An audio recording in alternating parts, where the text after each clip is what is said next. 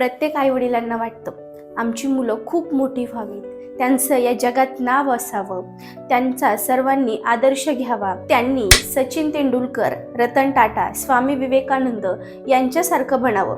पण जरा थांबा, मला सांगा, मुलं हे सगळं बनण्यासाठी तुम्ही काय करताय? शिवाजी महाराज जेव्हा लहान होते तेव्हापासून जिजामाता त्यांना श्रीरामाच्या, श्रीकृष्णाच्या गोष्टी सांगायच्या, त्यांचे पराक्रम सांगायच्या.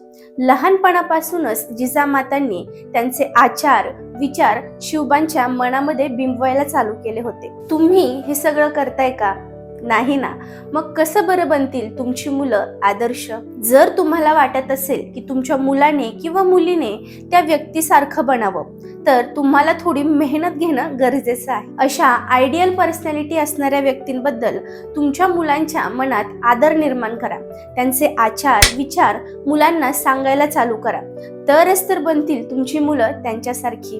व्हिडिओ आवडला असेल तर आपल्या पेजला नक्की फॉलो करा.